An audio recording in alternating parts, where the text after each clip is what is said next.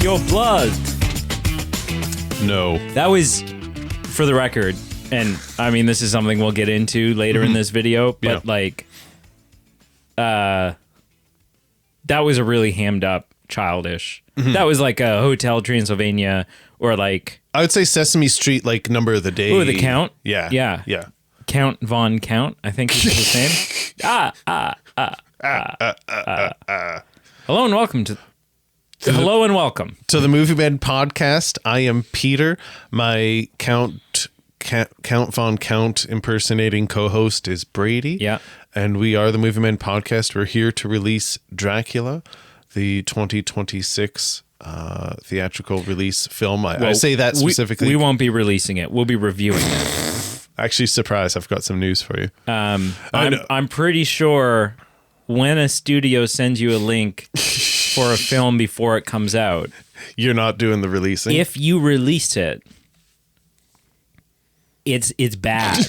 it's so bad from experience. It's so bad. Mm-hmm. Yeah. But yeah, we're here to review the 2026 release. It's a theatrical release in 2026. If you're looking it up, it might have been, say, 2025 because it was released in France in 2025, but its North American mainstream release will be February 2026. And just a little aside, like, follow, subscribe. If you're watching us on YouTube, subscribe below. Check out our socials below, Facebook, Instagram, Twitter. Subscribe. Look at that. Look at that. Early, like, beginning of the episode shilling. That we've succumbed to. You want people's blood? I want their likes and subscribing. Yeah. Well, what's the difference nowadays? Really? Right. Same thing. Same difference. I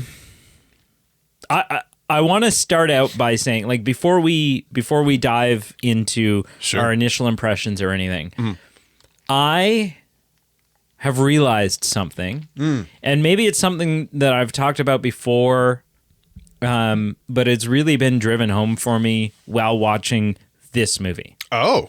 Not even while watching it, going into watching it, right? Like the popcorn and the TV, and turn the backlighting LED to red because that feels appropriate, and you know, the sound system and what what I've realized is when we are sent these links, when we are given the opportunity to, when a studio sends us a film weeks or a month plus before a film releases to the theaters, I get so nervous. Oh. It makes me so nervous. Wow. Every Every time. I feel anxiety going into it. Because, as I've said before many a times, the integrity of this show matters. Right. And so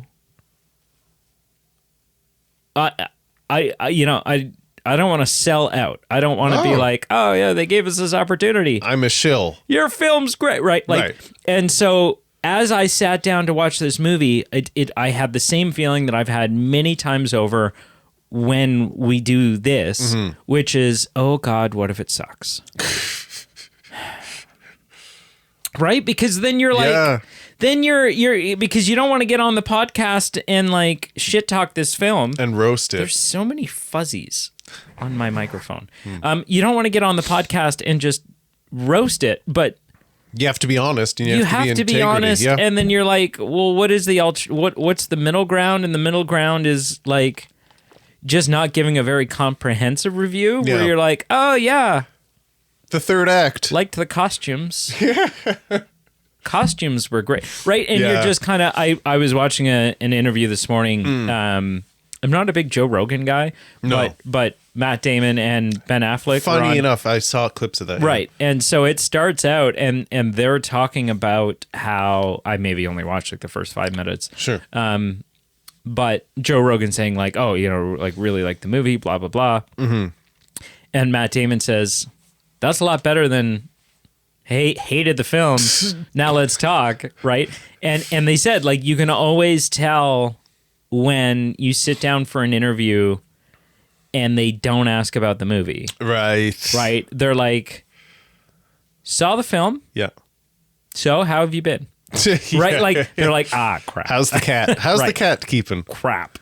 So yeah, all that aside, not indicative of my thoughts of this film whatsoever. Went into it extremely nervous, as has become procedure for me, it would seem. Yeah, when there's something at stake. When there's something at stake, or also when you're just like, I liken it to like, if your spouse spent all day slaving away baking you a birthday cake. How are you going to answer when they say, how is it? And you bite into it and it's the worst, like it's well, you're inedible. not sure. It could be amazing or it could be bad. And you're going, oh, if it's bad, what do I say? If it's good. Right. Or you do bite into it and like, it's clear that she used a tablespoon of salt instead of a teaspoon, or like quadrupled the salt, and it's inedible. Yeah. But you're like choking it down, and then she's like, so how is it? And you're you like, go, It's there. It's, yeah. Can I ask you a question? And just simple. I'm not saying I'll answer it, but you're always welcome to ask. Who of us is Matt Damon and who of us is Ben Affleck? Why'd you add a T to the end of his name? So, I mean, I feel like right off the bat, that makes me Ben Affleck because you don't know his name. I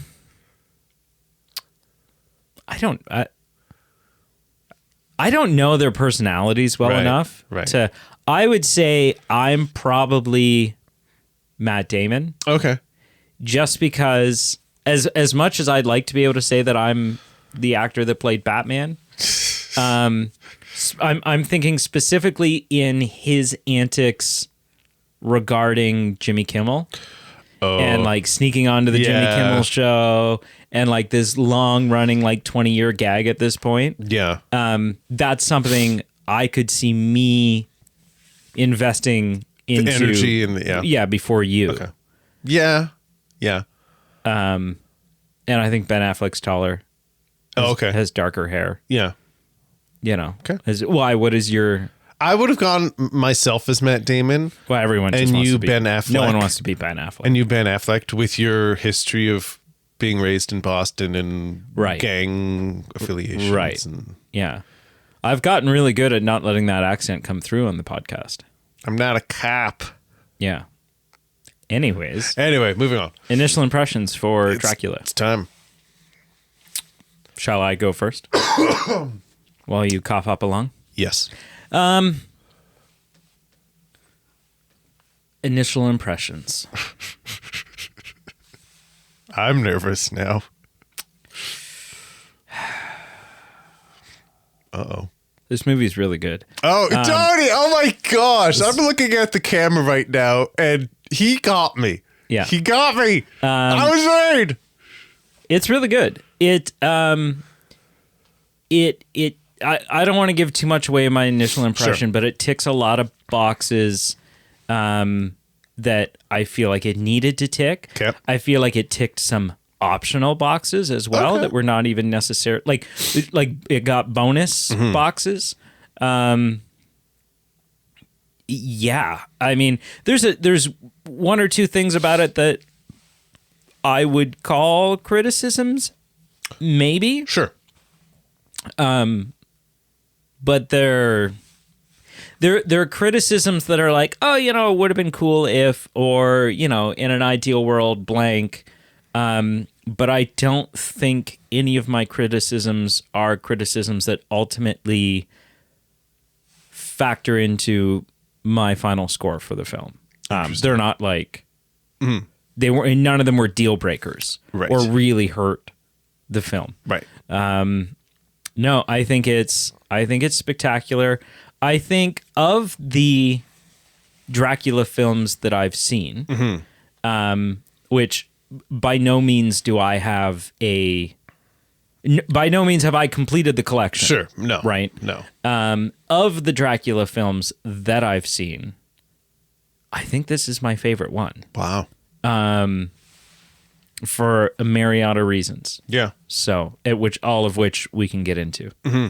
What is your initial impression? Listen, I'm not going to bury the lead here, but I will say this movie isn't really my cup of tea. No. Like I would never. I was watching this movie kind of on intellectual reasons of like it's interesting, the premise, it's relevant. You know, with Frankenstein coming out in the fall, the Gothic horrors. You know, these things are kind of coming out around the same time. It's got Christoph Waltz in it. Yeah, like intellectually, I'm like, yeah, this makes sense to watch this film, but you know, we're gonna watch it and review it, and that's what's gonna happen. Yeah. Usually not my cup of tea, and this was one of those films that I watched it and it hooked me really early, and it was one of those truly transcending experiences that, like, I had to like pause the movie at one point, and it was like, this is why we watch film. It was one of those experiences. Wow, Like it got spiritual for you. It truly was a moment of clarity of going, okay, this is why, just in general audiences, but specifically you and me, like this is why we watch film and talk about it. Right. This is one of those movies. This is storytelling. And so throughout the movie, I was hooked, didn't know where we were going to go. And there's two times you think about a movie score when you're watching it. It's either absolute trash and you're going, I wonder if this is going to be a 0 or 1. Like if it's that bad. Yeah. Or if it's that good, you're like, is this a 10? Yeah. Or do I? And it was it was the latter. I was thinking, where do I go with this? And so I think to wrap up my initial impression, I was not expecting this horror movie, this Gothic horror movie. Yeah. It's a thriller. Like, I guess it's not true horror, it's it's soft horror. Yeah. I was not expecting it to be as ambitious as it was. Yeah. To talk about things like hope, love, yes, evil, because that's what Dracula is and historically has always been. But in this case, the story of redemption. I was not expecting it to cover hope, love, and redemption the way they did in this. Yeah. And I was shocked by that. Yeah. And I found it refreshing. Yeah. So that's my initial impression. I was pleasantly surprised. Mm-hmm. Uh-oh. No, yeah, that's great. I've got a few questions for you. Okay. Can we maybe not rapid fire, but they might be, some of them might just be, you might say yes, and then that's the question. But I wanted to ask you some questions on this, some theme-based questions. All right. Unless there's a better place you'd like to start. No, I mean, okay. You know, I don't know what the questions are, so I can't really answer that question. What is your social insurance number? 7. Okay. Okay. So I guess my initial question. Actually, I don't even think mine has a 7 in it anywhere. Well, I don't know it. Yeah. I know the last 4 digits. I don't think I even know any digits, to be honest. You could get like probably is a 3. Sure. In it. Yeah, maybe. Yeah. Okay. Do you think? I try not to. It takes me to dark places. Do you think? There's more. Sorry. God, these are long-winded questions. Our main character, Count Dracula. Yeah. Do you think his undying love was a blessing or a curse? Like ultimately. Okay, so interesting. Like ultimately, I think it's both, but I think it's more of a. Just because that's how you view your affection for your wife doesn't mean no. I mean, so that's interesting because it is like undying love in that we're disregarding his immortality, right? It's just that he hasn't gotten over her. Well, I think it's all connected. Like his undying love led to his immortality via his evil actions and intentions and things like of that nature. I disagree. I disagree with that, but I mean, yeah, I disagree. Okay. But see, so I don't know how to answer your question. Yeah. If you're considering his immortality to be a part of it, then which I think I do, then curse, because even he sees it that way. Yeah. And the priest sees it as punishment. Sure. And like no one in this film, except for maybe Mina, sees it as a good thing. as something to aspire to. Yeah.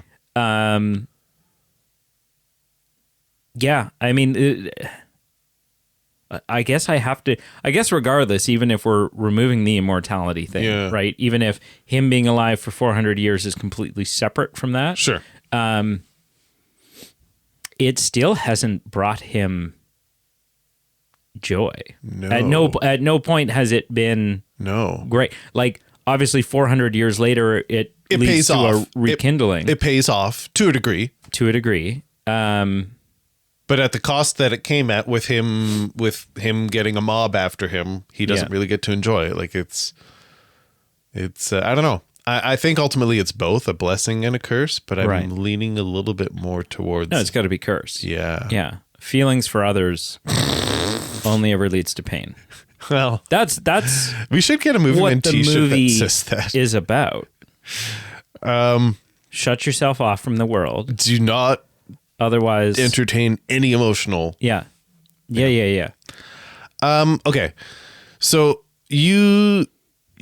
what would you classify this movie as? Because you said it was kind of like a light horror. I would not, if you were to ask me, so if you were to ask me that question in a vacuum, horror would never cross my lips. I corrected your statement of horror to soft horror. That was a contention, or not a contention, a modification, concedence. Oh, okay. Is that the proper ism of that word? I don't know. If you concede something, is it concedence? I've never heard that. Anyways, concedification. You conceded. It's classified as, I would say, it's a horror fantasy. Yeah, which maybe is a bit. Yeah, and I think that's. I mean, I think that's coming out of. Is this IMDb or something? Yeah. Yeah. So I think there's a fairly limited scope of genre for something like and this. subgenre that IMDb is pulling from. Right. I would call this, I mean, if you really wanted an apt descriptor, I would say that this is a romantic monster tragedy. Yeah. And I wouldn't, horror's not the right. It's not apples to apples. There's no scary moments. And I don't believe there's a moment in this film that's meant to scare you. No, I don't think so. Right? There's some graphic stuff. And there's some uncomfortable concepts of like, you're killing people, or you're feasting on people. Like, in principle, that's unsettling. It's but vampire film. Yeah. It's what you signed up for. So, okay, horror's not the right word for this, but I guess in the context of we as audiences, and both you and I, we just recently saw Frankenstein in the fall, so we have a recent taste of, which, by the way, a horror movie or a monster movie. Christoph Waltz is treating monster movies like Pokemon. He's just like, all right. For the record, I was happy that he was in this film longer and seemed to have a more substantial role. Yeah. It does make me think, though, is like, oh God, Christoph Waltz as the Wolfman or something. Like, if he really wanted to collect them all, I would watch Christoph Waltz as the Wolfman. Yeah, or the Mummy. Do a Mummy remake. Yeah, if he shows up in the, well, you don't have to do a remake. Brendan Fraser. Sure. Like, there's one coming. Right? Call him up. Have him show up in that. What about Tom Cruise? Should they call him? No. Okay. No. That was even Tom Cruise is like, that never happened. Good God, what have I done? Okay, so can you remember a film similar to this that was as ambitious, both with its visual displays, but also just, I felt like I was on a journey around the world with this, just different scenes in different countries and different timelines. I just felt like I went on a journey visually with this, both with the timelines that they spotted at and the costume design and choreography and things like that. Can you remember a film that did what this film did? Pardon me. You okay? To the same degree. Yeah, I it's the same lingering cough. I get choked up talking about Dracula. Can you redefine? So if we're talking about a film that's captivating me visually, then I mean Frankenstein is that example. Did it do that for you too, though? Because I felt... Oh, it's a beautiful looking movie. Yeah, maybe it's just recency bias, but I felt like... Maybe it's just the shiny new toy. But I feel like Frankenstein didn't hit the heights that I was hoping it would, and this film caught me off guard, and it did. I think color palette wise, or like, just if you were to grab a still from each film, sure, at any point, I'll give you any still from either film. Sure, I think Frankenstein has the more. You're going to turn a still from Frankenstein into a poster before you're going, just because it's super, like they really up to the saturation and the contrast, and it's almost like it's got that Rings of Power kind of color grading thing happening, glow. But you're right. I mean, this one takes us through 400 years of briefly, but takes us through 400 years of history. Yeah. The only other film that I can think of in the last 10 years that has done something like that, and this is going to receive a ton of hate because it's not a super popular film, would be Marvel's The Eternals. Because those were beings that, you know, we get to see them in Babylon, and we get to see them in, you know, all the World War II, I think, at some point. Yeah, like little snippets here and there. Yeah. Because I think the one character is maybe even ultimately the one responsible for the Manhattan Project. Right. But visually, that film is just another Marvel film. Yeah. And so it doesn't scratch that same color and shot framing itch. Now, what I will say is I thought, although the color grading was more captivating in Frankenstein, I thought the cinematography in this film was better. Oh, okay. Just Interesting. like there were moments where I caught myself paying attention to or noticing the way a shot was set up. Right? Whether the camera was moving or it wasn't, and this is a handheld shot, and yada, yada, yada, which is not something you always pick up on in a film. No. I probably pick up on it more often than a lot of other people do. I won't even say, probably most, but I won't say most because it sounds arrogant. But no, I think the cinematography in this is better, and it certainly gives us more visual variety than Frankenstein. It is interesting because I was expecting a quite noir, dark color palette and tone. And we do get that at moments in the castle, or even modern, I was going to say modern day, but modern day of the film when they're in France. The Gary Oldman Dracula. I haven't seen really any. This is Gary Oldman, man. Really? Gary Oldman plays Count Dracula. Interesting. And Jonathan Harker is played by Keanu Reeves.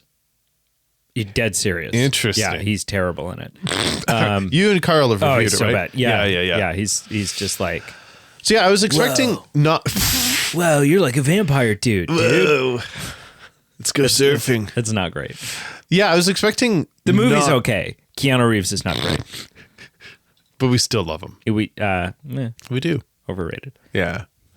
I was expecting a far darker, one-dimensional color palette. Okay. So I think I would agree with it's brighter than I was expecting. So much brighter. Like even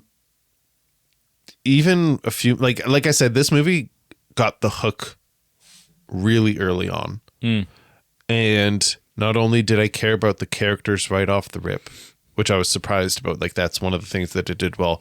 The color palette surprised me so much from the beginning. Yeah. Like when they were, I guess it wasn't them, but when she was being pursued by those horsemen in the snow, Elizabeta, in that snow-ridden, bear-trapped field. Yeah. Oh yeah, I raised my eyebrow because again, I was just so drawn in right from the beginning.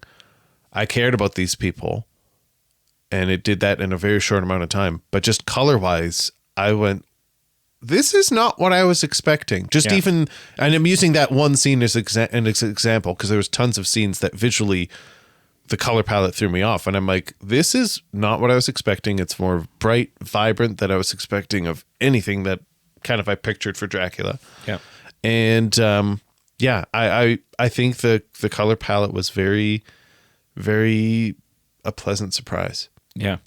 I mean, it's one of those things where like what I'm feeling right now is like Pete, the non-monster movie guy, is realizing that that those of us in the monster movie category, those of us in the macabre kind of world, we're not a one-trick pony. Well, like we know how to do things. It might be true, right? And so like and it makes me think it could be my ignorance. It makes me think of like, every single time, I've talked about this a lot on the episodes with Carl where like we're showing my mom a bunch of movies she's never seen before, right? And some of that was Star Wars and some of that was Lord of the Rings and some of that was X-Men. And every single time she goes into it going, X-Men, right? Like it was X-Men. Right. And then she finishes watching it and she goes, that was good.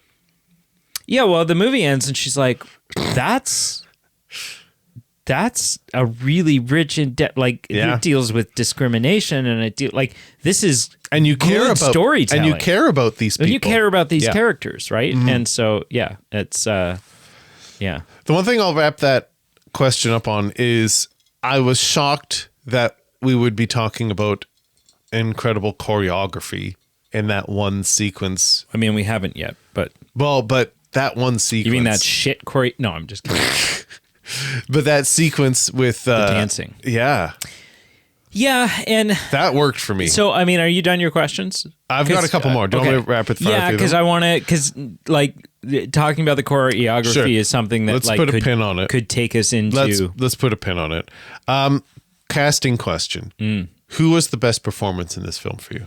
Oh, shoot! What's his name? Jacob Marley. Are you talking about Caleb Landry Jones? Yes. Yeah. Dracula, hands down, best performance in this. Especially because, I've only ever seen him in one other thing. Oh, okay.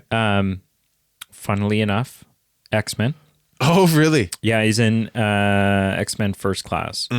And he's a wildly different character in that than he is in this. Okay. I think he's hands down the best performance in this because he was able to find a balance that I feel like is tricky to find or could have been tricky to find. Yeah. When you set out to make a Dracula film, you have a number of questions that you need to answer. One of those questions obviously being how true to the book are we going to be? Is this a direct adaptation of the book or are we doing our own thing? Yeah. For the record, I'll throw this in here right now. While not completely unfaithful to the book, they certainly chose to do their own thing in a lot of ways. They did.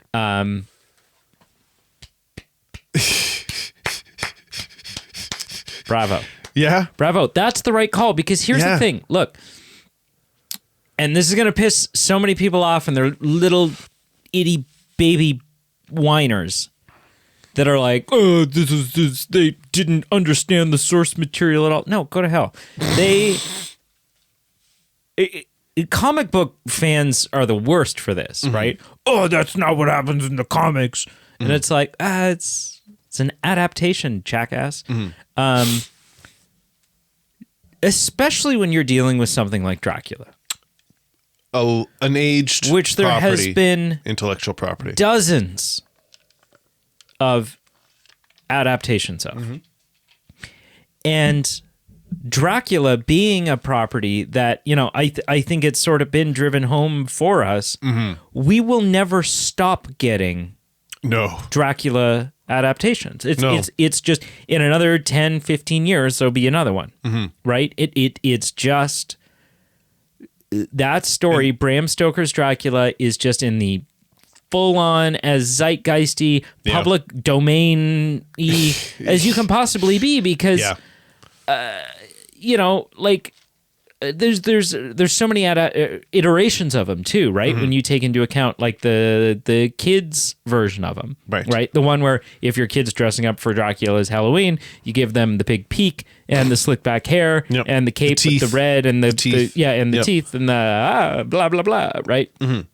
And then you have this iteration, which is a very much more true to form, where for the majority of the film, he's an elderly and has the big white hair and the, so we're never going to stop getting those. No. And so why then would you make another adaptation and go, I'm going to do what everyone else did, just hopefully better. Yeehaw! Right? Like, no, you... let's reimagine it. Play with it. Yeah, play with it. Adapt it. Yeah. And the way they adapted it was, I found, a very fascinating way to make us invested in everyone that was on screen. It's not a recreation. No. It's an adaptation. Yeah. Right? And so hats off.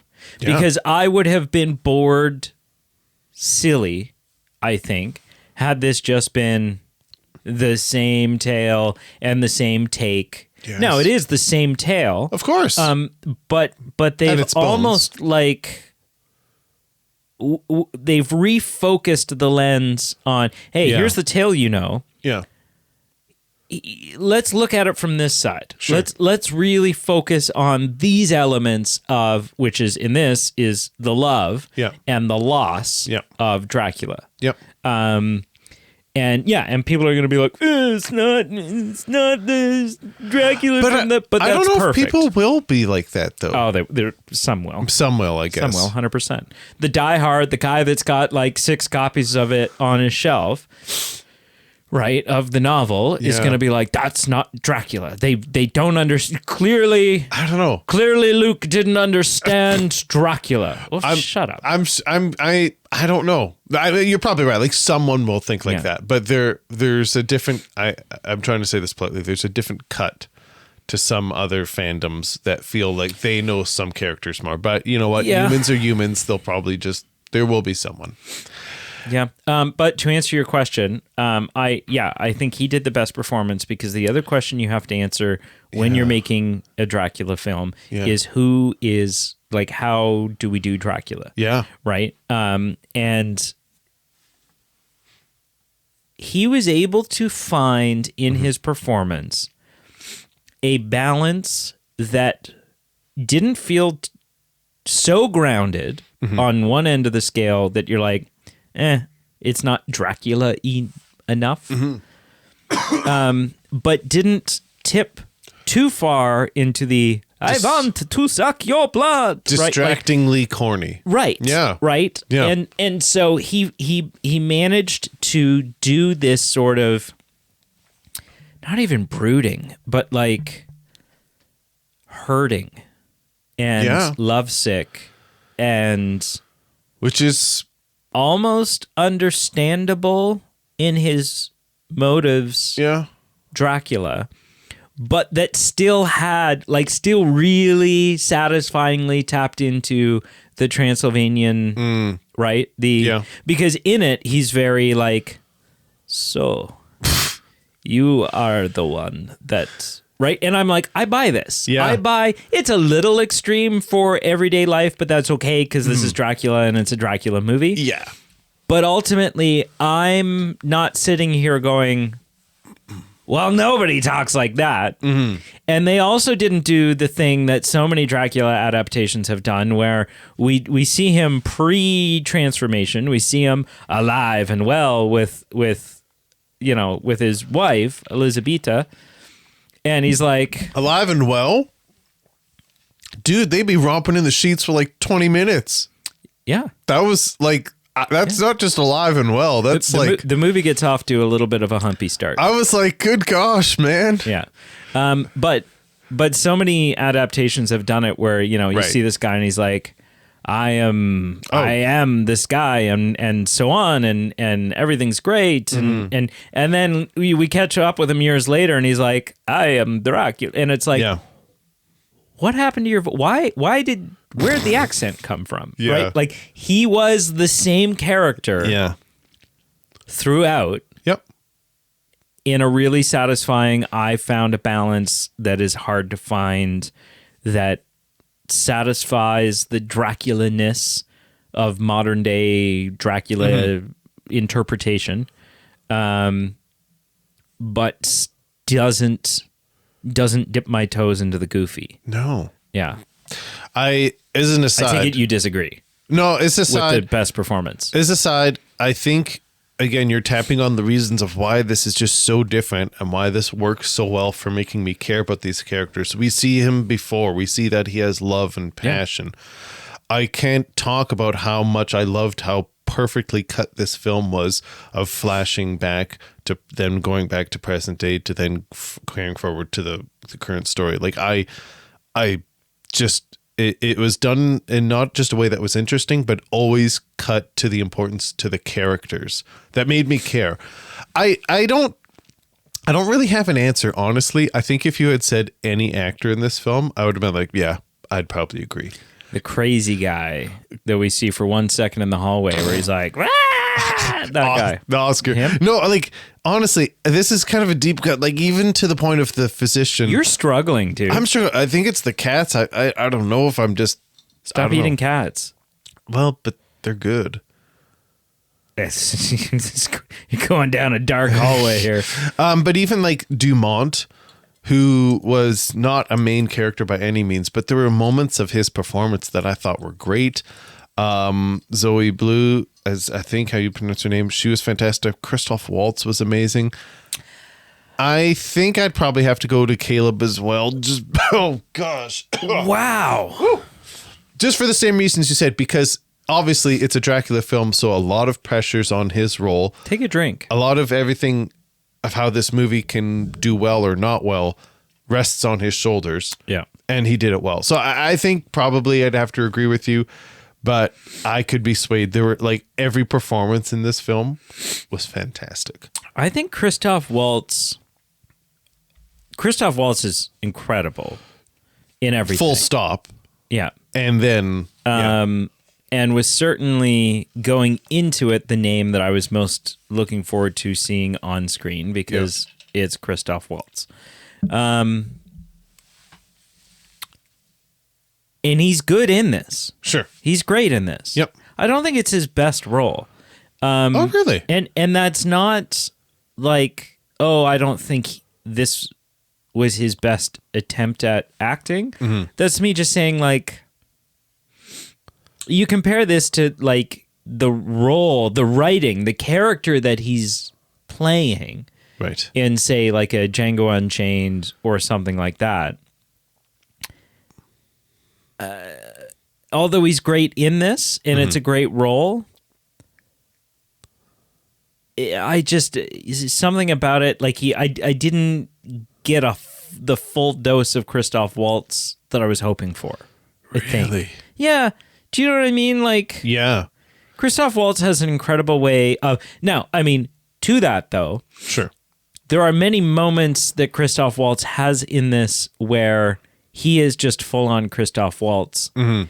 And it made me wonder, did they write this role for him?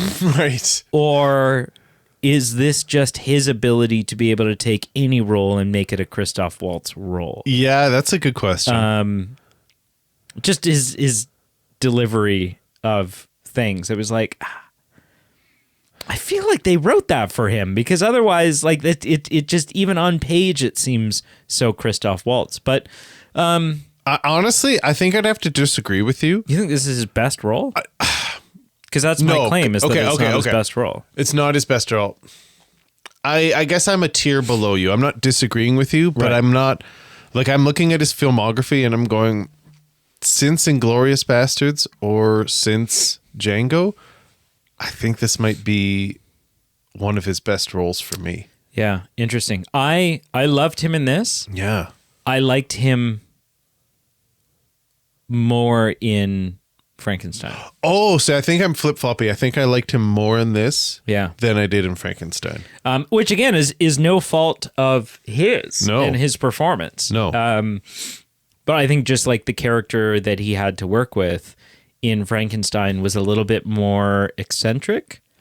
And it's that eccentricness in characters that for me, it taps into that Christoph Waltz. But and for me, I think maybe it wasn't his most eccentric role, because I see what you're saying, but there was that scene in the hospital early in the film where he's walking in circles and he's reciting what he knows as facts, but that he has to make deductions, and this is what they do, and they've been studying this for hundreds of years, and he's going through it kind of like a textbook. Yeah.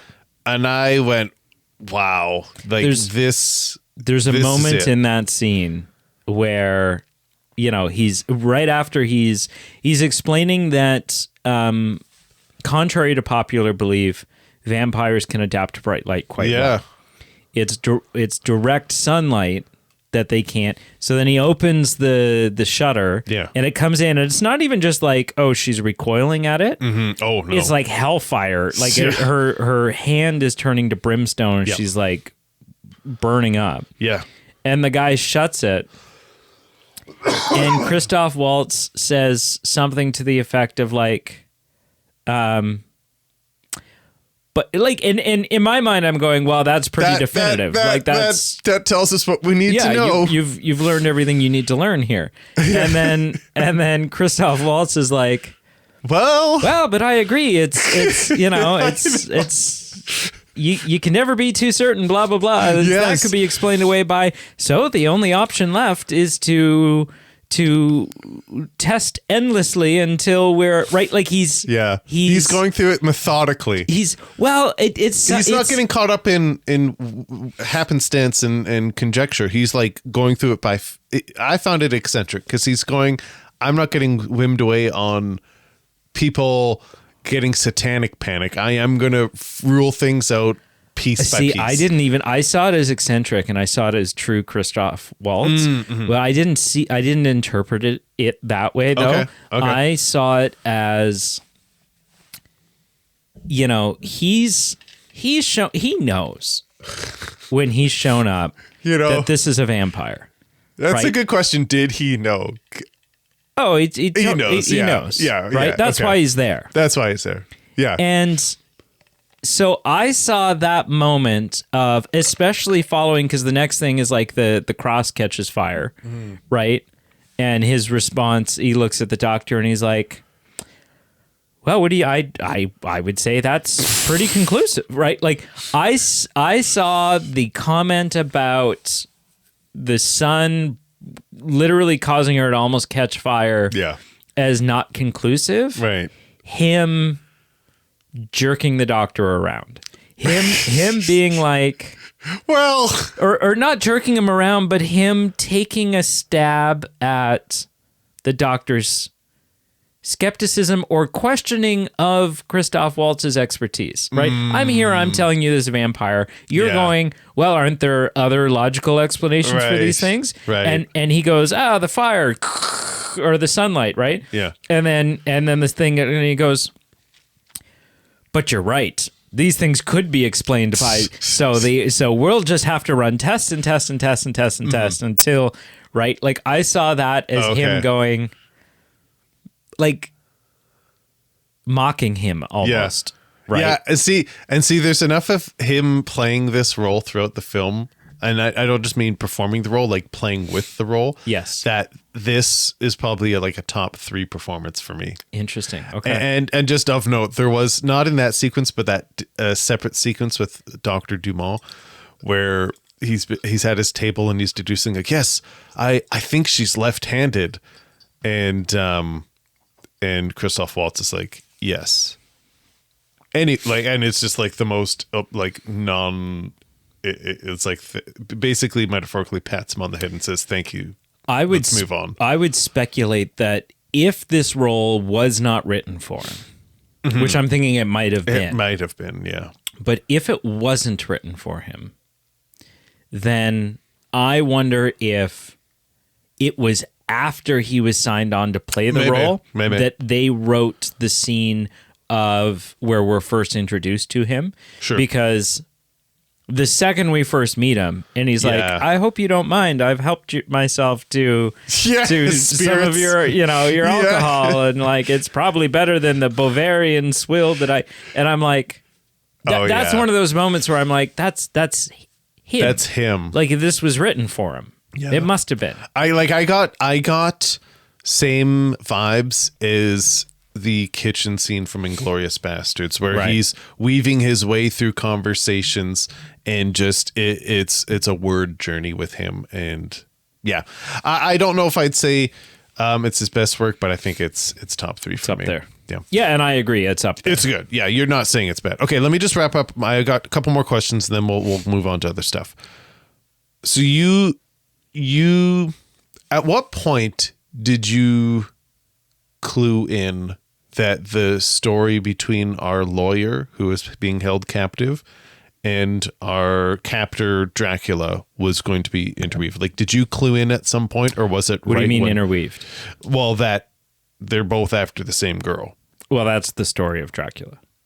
Is that Jonathan Harker's fiance Mina? Oh, yeah, Jonathan Harker's fiance Mina is the reincarnation of Dracula owns many properties, and a gentleman named Jonathan Harker, who's a solicitor, a lawyer, is traveling to his home in Transylvania because someone is interested in purchasing one of his properties. Yeah. And so he arrives, and through one mean or another, Dracula comes to know that Jonathan Harker's fiance Mina is the reincarnation of, and in most adaptations, when done properly, Mina and Elizabeta played by the same actress. Oh, okay. So this shows my ignorance because I'm not familiar with much of Dracula canon at all. Okay, so that's not a sway. That is part of the canon. Okay. It's not always the case, and is not in the case in the book that Mina fully remembers, that she's able to remember her past life. Now, there's like in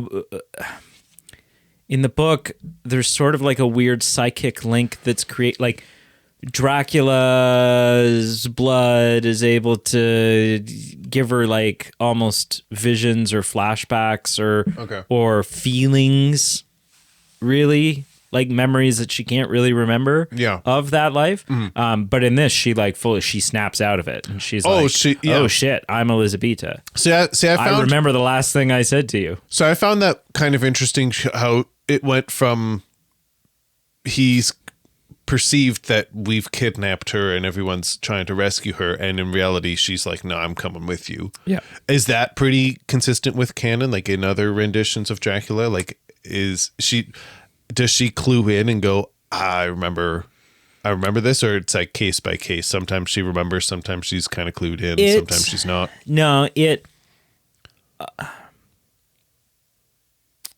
varies. Okay. But I would say that this is, at least of the adaptations I've seen, this one is the most Jonathan Harker who, right? You are my prince. Do you think is at the conclusion of the film, the wedding's called off, right? Like they will no longer be married, right? Jonathan got screwed. Especially because Jonathan doesn't know anything, right? So from Jonathan's perspective, I've just gotten engaged. Yeah. Life is grand. And then I have to go on a business trip. Yeah. I'm going to die on this business trip. Maybe not. I've escaped. Yeah, but I make it home barely alive. Like I'm in rough shape, but the doctors are going to nurse me back to health. And I see the face of the love of my life, so that gives me courage to face another day. While I'm recovering, she's kidnapped by a monster, by my captor, who I am now aware is vampiric. Yes. I go and rescue her, only to find her weeping and crying with blood all over her lips. And the corpse. Well, just the dust. The dust. Yeah, I mean, but that she's devastated over the loss of this vampire. I have not been brought into the loop that she is the reincarnation, like that any of this has a logical conclusion. I'm, as Jonathan Harker, just going, bitch be cray.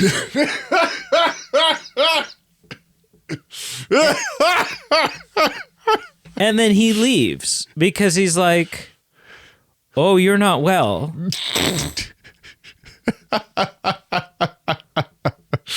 And he's heartbroken about that. I mean, his heartbreak seemed a little strange because, as Mina said, like, we're engaged. I barely know this guy. Like, I don't really know him. I don't know. I guess I'm not a complete historical expert in everything, but like that, I know that. From what I know, that was common. Yeah, like that's what I'm like. You know what? That's probably like 90% of marriages back then. However,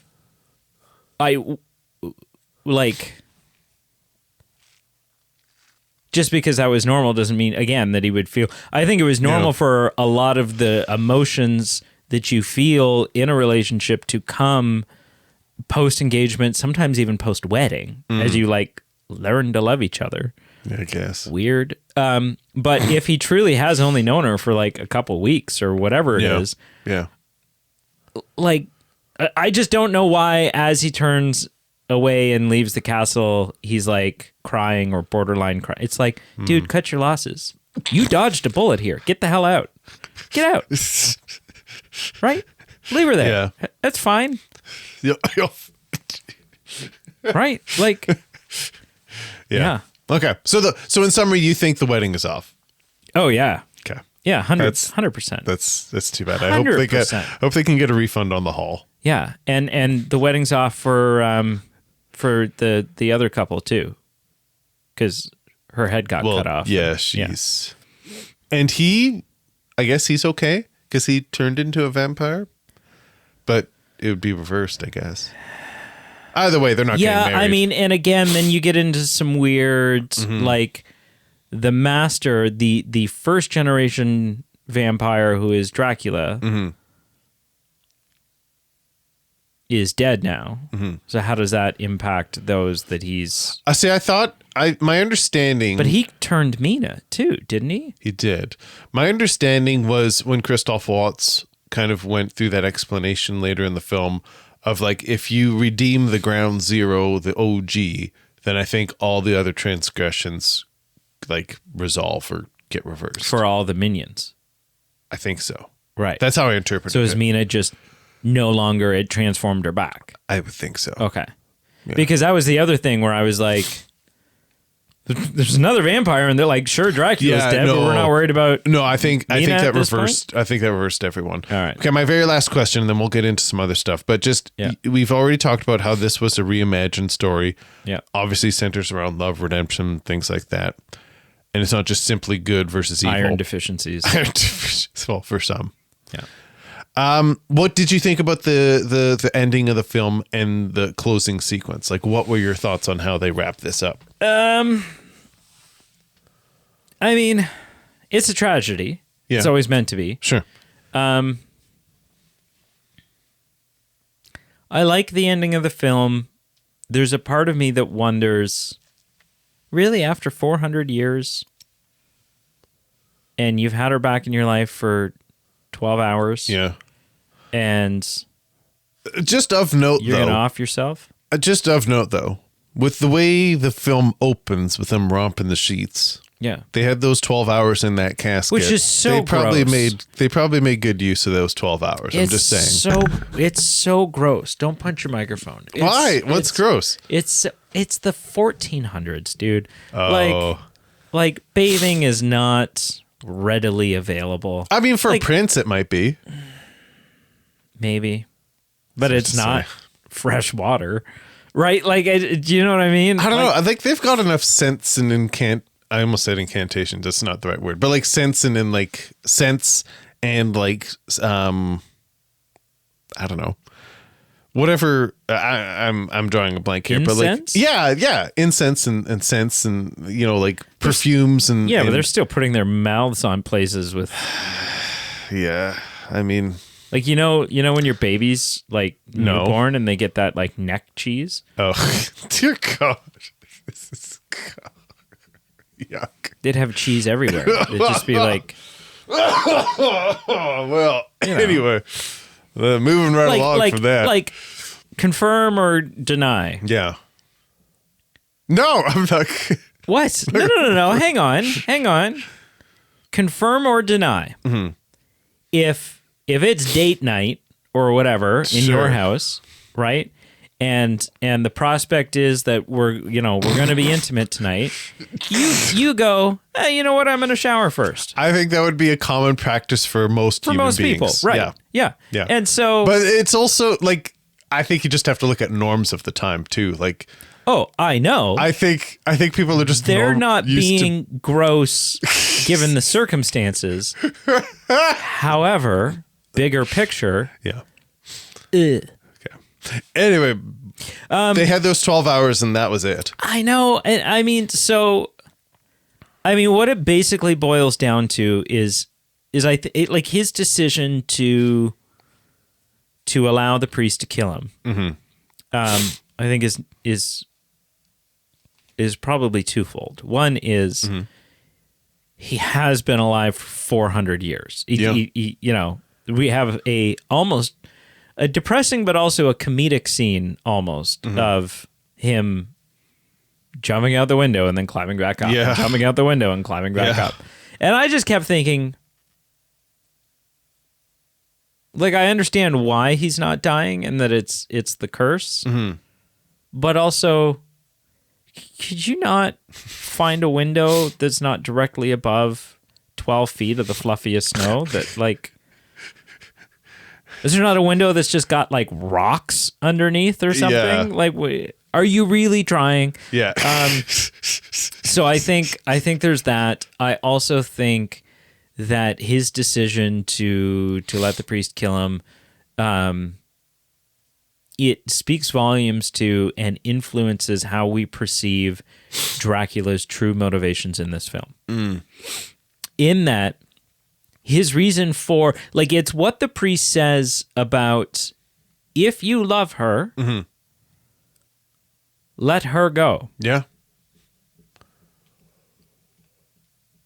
Because he had already turned her. Yeah. And so, like, you're damning her to the same, you're her damnation now. You're damning her to the same fate. Deathless, Yep. Thirst that's never quenched. Yep. And so I think his decision to do that truly validates, it's not just that he wanted her back. It's not that he didn't want to be alone. It's not that he was obsessed or lustful with her. He truly loved her. Now, a shame that he could he not have just, I mean, I'm a little confused on the rules of the world. Yeah. In that, obviously, they call it repenting, right? They're like, repent. Well, Dracula doesn't really repent. He has a stake driven through his heart. Yeah. So could he have, within the rules of this universe, could he have asked for forgiveness and... No, I mean, I guess not. I was going to say, could he have just asked for forgiveness and then have no longer been a vampire and then lived out a mortal life with Mina? But no, because as soon as he was no longer a vampire, his body, it's like the Dorian... turns to dust. Well, do you know the Dorian Gray thing? Yeah, from... the photo, portrait of Dorian Gray, right? Yeah. Where, like, he stays young and his painting ages instead of him, right? Yes. And as soon as he sees it, he turns into, I think this is what's happened to Dracula here. He's not turning into dust because he's a vampire and blah, blah, blah. No, he's suddenly 400 years old, which is dust. Because it's interesting, yeah. Because I mean, in an alternate, I don't know what the rules of this universe, but you could get a situation like Twilight that, you know, maybe he does truly repent, doesn't sacrifice himself, but truly repents, and he's kind of like the benevolent vampires in the Dracula or in the Twilight series, where they live in the hills and they've dedicated themselves to helping others and not killing people, but, you know, being doctors. But the whole idea was people. that if he repents, the curse will be lifted. Yeah, right. In which case, he would immediately be dust, 400 years old. So either way, never mind, either way, he's cooked. He was either his only options were to turn to dust. Yep. Through one of multiple means, to not turn Mina and stay a vampire himself and watch her get old and die. Yep. Or turn Mina and they both live out this vampiric life. I think it's bold of him and I think it's a refreshing twist to end a film on. I think I was surprised of how that ended, and I think it's very contrasting to my guess that most Dracula films end versus a confrontational ending. It's truly a choice that he makes. It's bold of him to make that choice when it would appear that the more appealing and easier to give into option would be, look, I just got the love of my life back, and we're now both immortal, so we can rompy romp forever. So, and you're wanting me to kill myself, right? Like, also, I mean, inspiring of him. Getting into nitpicky stuff, the fact that he had like 3 guards escorting her in the woods to begin with seemed like a bit of a... Well, he didn't have gargoyles at that point. Oh, he's a king, so he could have... The gargoyles were kind of cool. Oh, wow. They remind me of Hunchback. Oh, really? Okay. I was going to save this to the end. I think that's the one thing stylistically. I just did not like the gargoyles. Interesting. Yeah, okay. I did. There was something about them that seemed a bit hokey from a story perspective. So one of my criticisms would be, I found the gargoyles fun. One of my criticisms would be, you know, it is explained to us sort of why he is the way he is. That he denounced God and that God punished him with eternal life. And I was a little unclear because I was partway through the film before I realized, or at least my interpretation is like the ground zero was when he killed the priest. Yeah. And that's when it happened. Yeah. Because to me, that Christ's eyes bleed. And yeah, like to me, I understood that shit went down there. Don't get me wrong. But I was unclear that was like ground zero. I thought it was something else that happened off screen between. And that's clearly so I think it's that. And so he becomes immortal, unable to die, and become rekindled with Elizabeta. What isn't explained ever, Christoph Waltz's character sort of, or it's sort of just alluded to that in this world, sometimes that punishment looks like vampires. And Christoph Waltz is like, we don't, clearly this is also one of God's creations, but sometimes we're sort of given that God works in mysterious ways blanket explanation for why he's a vampire. A few times actually, like throughout this film, that theme comes up. What isn't explained ever is why then he also has the Force. Like, why can he close doors with a wave of his hand, and why and where? Well, he force grabs that crucifix and throws it in the fire. Yeah. So where does the magic abilities that he has now come from? And where is it those magic abilities where he's animated the gargoyles on the castle?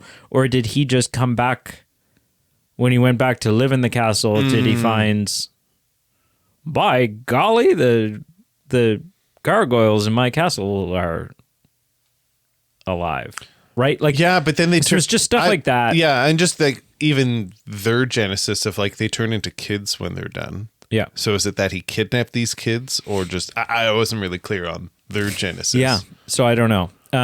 But there was several aspects that felt a little just go with it. Sure. Right? It's Dracula, just go with it. Yeah, and for the overarching story, you don't need every granular detail. No, it didn't hurt much. No. But yeah, so you liked the gargoyles. Yeah, I mean, I thought they were a fun addition. Versus being like bat minions or bat. It was. Yeah. I think a part of me was just like, ooh, gargoyles. You don't see that often. No. Right? Like, for me, that was the part that was fun, where I was like, this is refreshing to have gargoyles. Yeah. Yeah. You wanted to talk about choreography. Yeah, I mean, so there's that sequence of flashing through the day. He's explaining his past and how he had come up with like an aerosolized roofie. I mean, I think that's probably the best way to describe mixed it. With a high-powered radioactive aphrodisiac.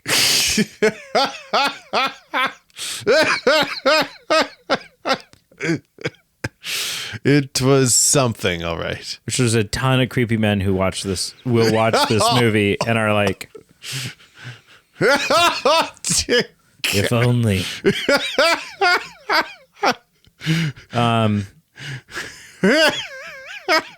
And so and he's talking about like how, you know, over the centuries I've traveled to all these different locations, and I've done, you know, in search for the reincarnation of my bride. Yep. And it's a fun sequence. Yeah. Because we get the music and we get the dancing and we get and it's fun. And the connecting dots between the different time periods. Yeah. Like very, very seamless. It felt a little bit to me, and ultimately I like it, but when it was happening, I found it very jarring. Oh. It was like someone had gone into the museum, walked up to the Starry Night painting, and using a different type of paint entirely, drew Bugs Bunny in. Huh. Just in that It was like, because we were like halfway through the movie when it happened. Yeah. And there had been no dancing and no musical numbers or anything to suggest that type of element in this film. No. And then all of a sudden I'm like, this is fun, but what's happening? Like, is this it made me all of a sudden, it took my understanding of the tone of this film and made me start questioning, wait a second, is this movie not what I thought it was? Or has been for the entire first half? And then that song sequence ends. And when the next song and dancing sequence happens, which it doesn't, so it's just that. A one and done. So it's like you have this 2-hour film that is one tone. Yep. And then right in the middle of it, right at intermission, we're going to do a song and dance number. Very choreographed, very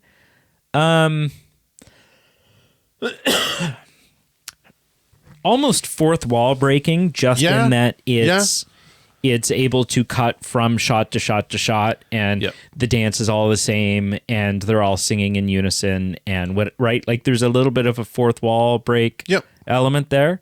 That for about 3 minutes is plopped right into the center of this film, and nothing like it comes before, and nothing like it comes after, and so it's 10 minutes after that or 20 minutes after that, I'm realizing, oh no, the tone is what I originally thought it was.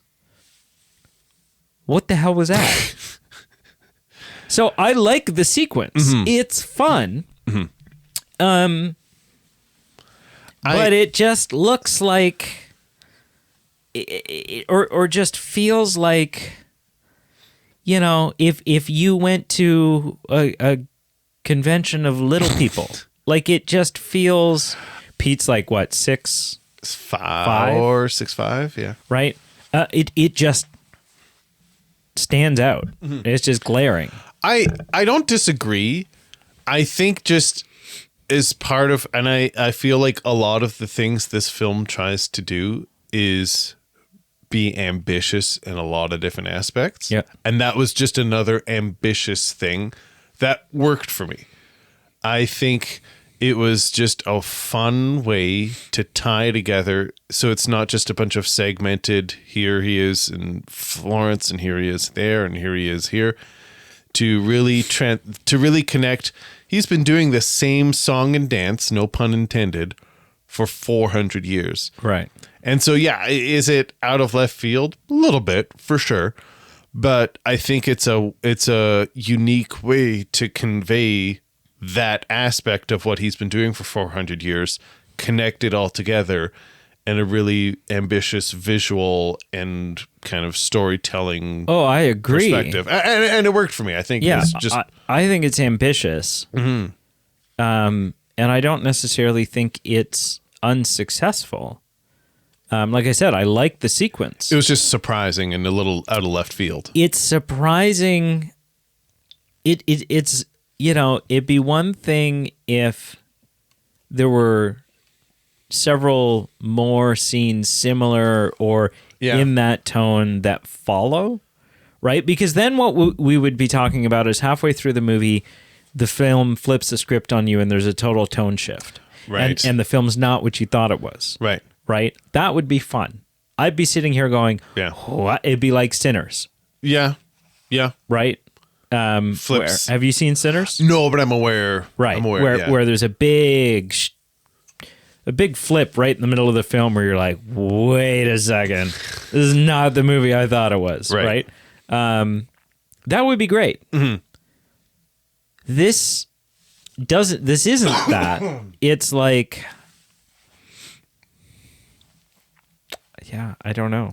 I think just ultimately I'm actually okay that it was so contrasting to everything else and that it was just a one and done. Like, to me, that even just fueled it even more, because I think if there had been even a second or especially a third, I mean, maybe it would have worked and I would have enjoyed it, but I loved how just independent it was to everything else.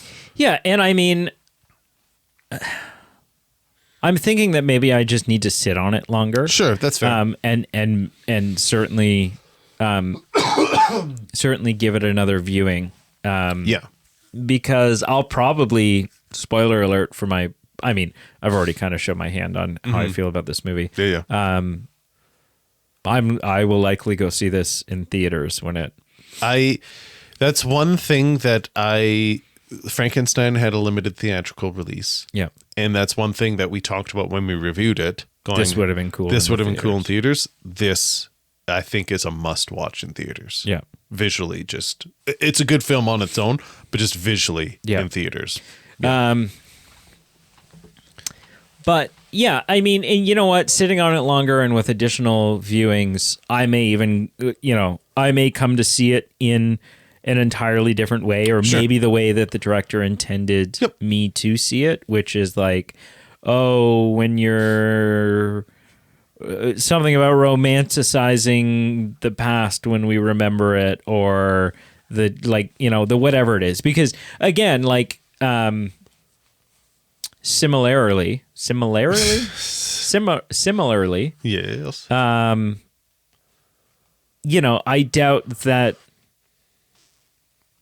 I doubt that when Dracula looked around that party after getting rejected by those girls, that these people were having a food fight.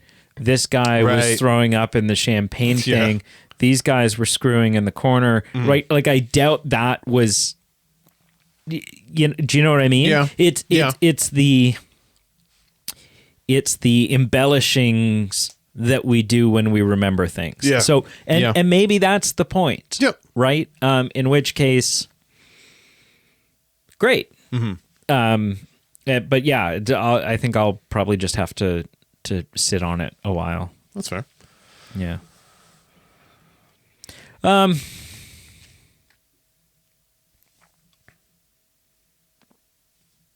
Trying to think if there's anything else that really stood out to me as I really loved his voice.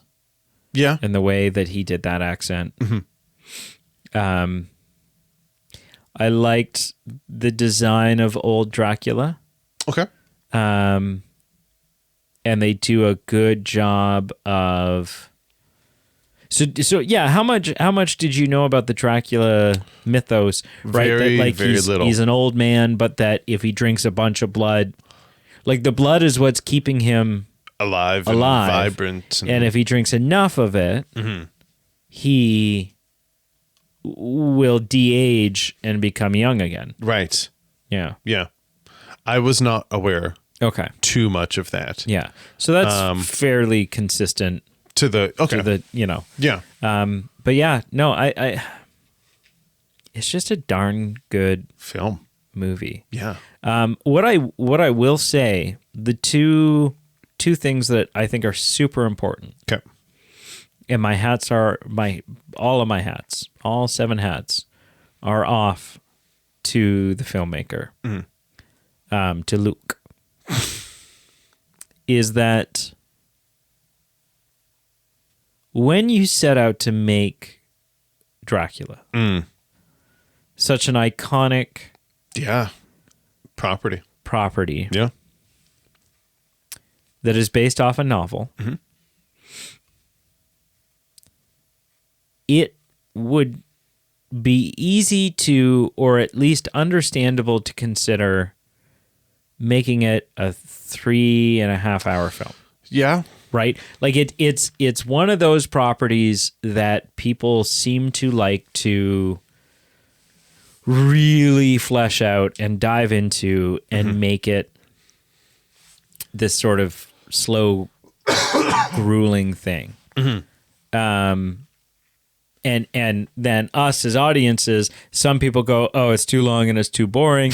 And other people go, no, man, this is, it's the grind. This is art, right? Yeah. This is, we even people who are like, I don't get it, they go, but I don't get it because it's art. And it's clearly above me. And I think sometimes it's like, no, it's just too long. This is a 2 hour 9 and minutes change film. Yep.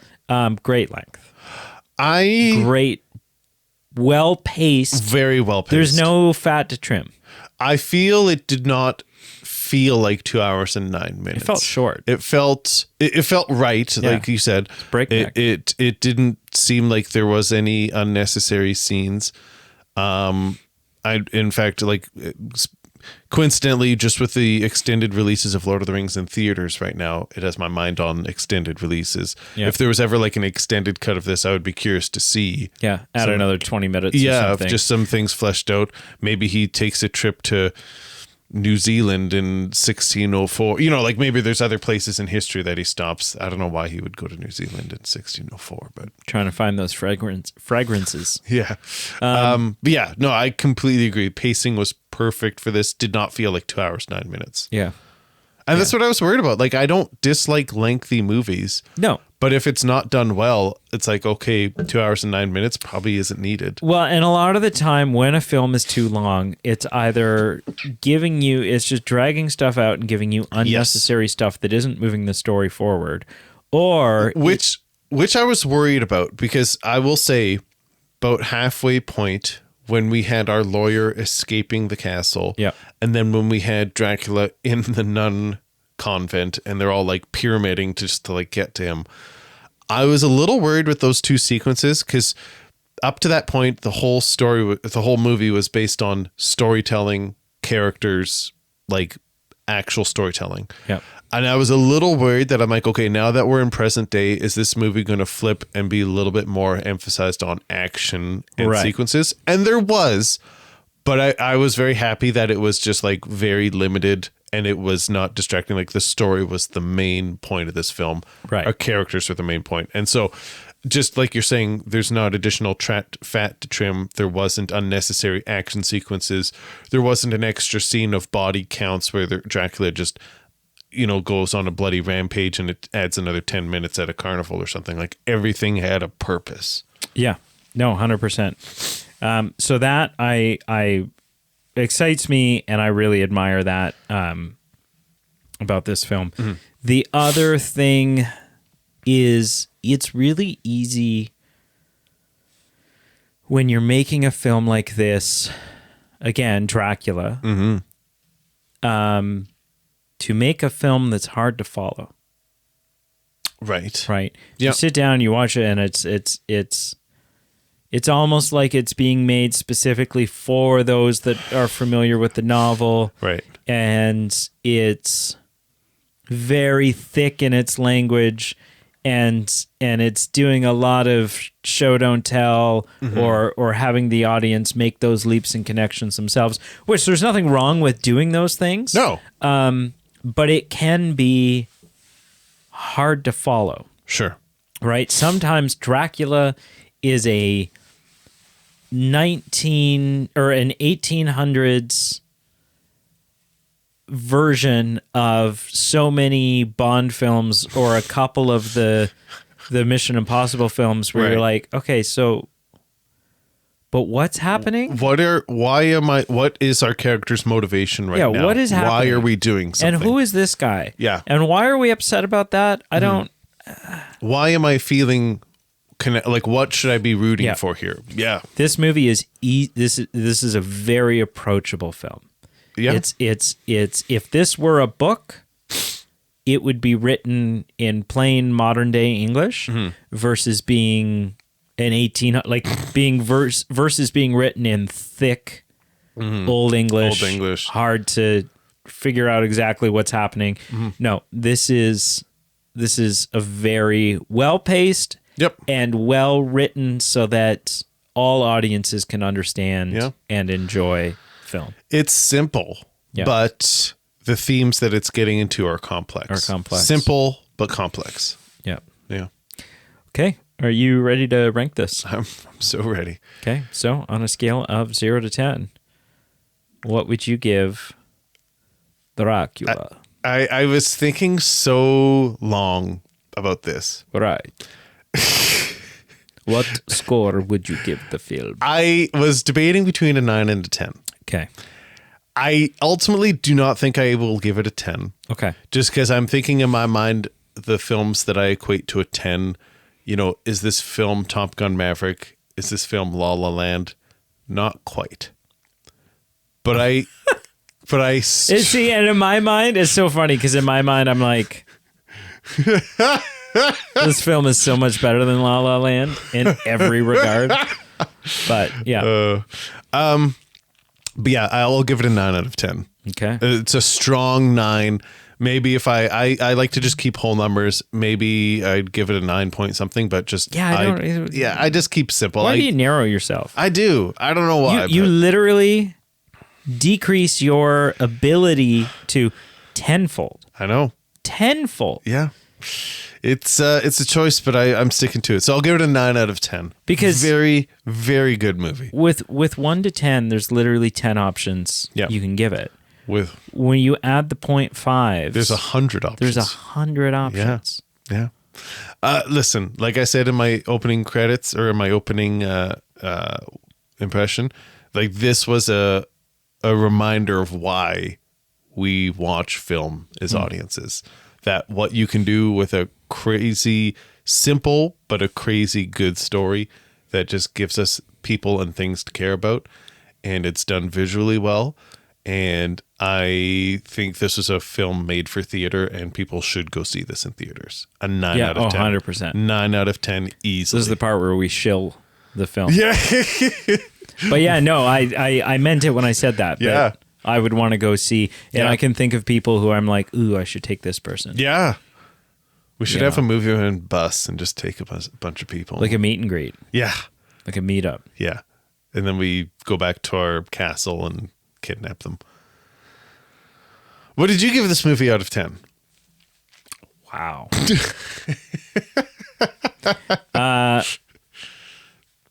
don't know if I want you here anymore. It's a little. I give it a 9.2. Okay. I think I do give decimals. That's pretty good. What a great film. It is. I think the only thing that would have elevated it for me would have been a little bit more Christoph Waltz, the ability to see him be a little more eccentric. Sure. Maybe. No, I don't think I needed another scene between him and Dracula. I think the one that we got was good and I felt the payoff. Yeah. And then you just see him walking at the end off on his way. Like he's done his mission. Yeah. No, it was perfect. And then maybe 1 or 2 lines of dialogue that were just less, or like a flashback as Dracula's telling his story. Literally a 10-second flashback of what happened between him leaving that church and him, right? Just so that we could eliminate and pull back some of that God works in mysterious ways, just go with it. Yeah. I think that's it. That's really my only, the only things I would want to change. I would even keep the weird ass dance scene in the middle, which I really like, but it was just very like, it was like fruit, steak, steak. Fruit, right? It's just or when you're there's like a French fry in your friggin' thing of onion rings. And you're like, I didn't order a fry. I'm gonna eat it. I'm gonna eat it. Good. It's great. It's French fry, but why? I didn't expect this. Something's not meant to be here. But yeah, like I said, revisiting that scene may make me see it entirely different. Anyways, so yeah. All right, sir, wrap this up. Well, thank you for listening. Thank you for watching us on YouTube. For those that are watching the video version of this, check out our links below, Facebook, Instagram, Twitter. Give us a like and a subscribe on your YouTube. Give us a like and subscribe. Give us a comment below on what your thoughts are on this film, what your thoughts are on Dracula, and what your thoughts are on anything we reviewed in this episode. Check out our Patreon page, our merchandise page. They're below. It's ways for you to support the show and help us pay bills and help support and grow the show. And until next time, whether it's Brady and I, Carl and Brady, some variation of us, or whoever just shows up on camera. And or none of us. Or none of us. Just two random people. Wouldn't that be wild? Especially if we were not on it at all. And then it just, one day it's on YouTube. And we're like, what happened? Who is that? I would feel so, because this it's your house. Happens in my house. Yeah. You'd be so violated feeling. Yeah. A lot of questions. God. You'd be changing locks, installing security cameras. You'd be doing all kinds of stuff. Yep. You would be.